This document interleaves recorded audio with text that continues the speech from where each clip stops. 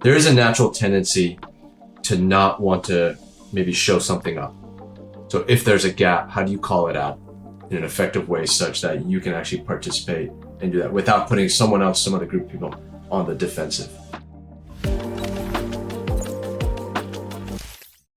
When you were talking about filling the gap, right? As you progress in your career, filling the gap, I've learned this through my entrepreneurial journeys because it's out of necessity. I've also noticed that it's rare. Most people want to stay in their lane. I'd say if you have to do the 80-20, 80% are just stay in my lane, get the task done, rinse and repeat. Move on. Why is it that the fill in the gap trait is so rare? I think what tends to happen is,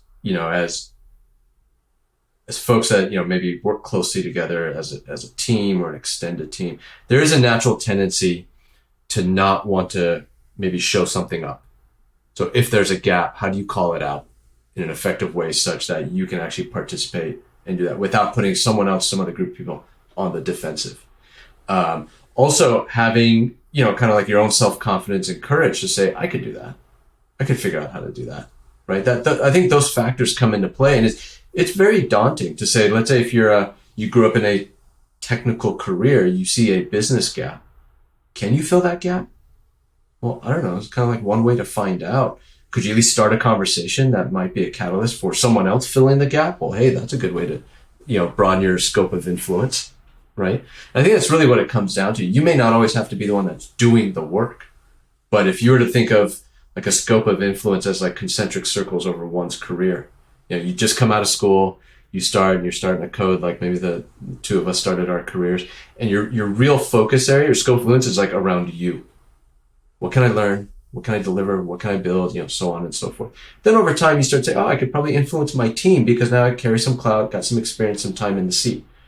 Then that team becomes a group of teams. And then it becomes at the org level and then the company level, right? And so I think you start to build up like your almost like your internal self-confidence around how to approach those things. And again, sometimes it just needs to start with like asking the right question in the right setting. I'm a naturally very, very curious person, just very intellectually curious. So I tend to ask a lot of questions, read up on a lot of things.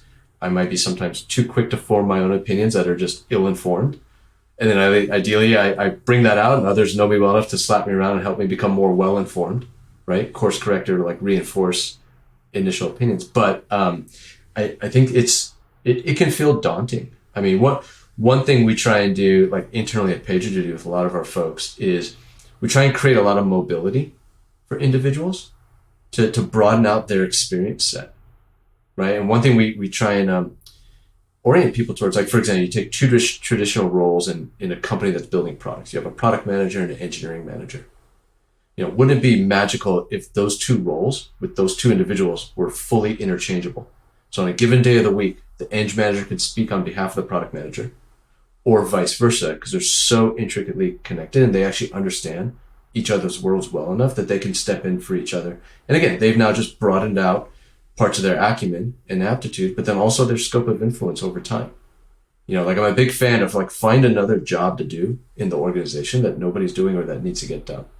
And convince your manager that that's important for you as you want to develop your career, right? It's a career journey, not necessarily just the job at hand, that one company or in that one role, right? It's a journey, so it's over a longer period of time. But I think those two factors I stated earlier typically come into play, and it's hard. Sometimes people need a little bit of just a nudge from an awesome manager that can see something in them and say, I'm not going to go solve this for you, but I'm going to nudge you to put you in that scenario. I'm going to help you, but I'm going to nudge you and I'm going to walk away. I'm going to pick you up when you fall down, right? And I think there maybe isn't enough of that always around to have that, but someone's got to start the conversation still. And I do think that that's on the individual versus the quote unquote manager. When you were talking about, the two parts, how to, call out the gap without offending people or causing sort of some other disruption. And then you also mentioned self-confidence and courage. I think the first one's pretty easy to learn tactically. The second one I think would be a lot harder because it requires a lot of work on yourself over a period of time. How do you get started building self-confidence and building courage? I'm a big fan of writing things down, so I can give you like what I've done, right? And I think it's worked well for me. Writing things down, creating like, internally at PagerDuty, we talk a lot about like create your brag sheet. Like be proud of the work that you do. It's okay. Like really, really look yourself in the mirror, write down your accomplishments, whether it's for the week, for the month. Be proud of the work that you're doing, right?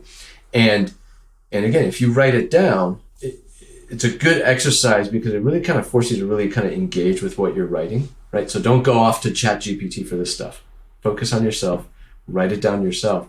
Then you can actually leverage that and use that be able to facilitate conversation like with your manager. And there will be moments where there may not be alignment and you have to agree to disagree on like, oh, I thought that was really good work. No, that wasn't good work. Here's why.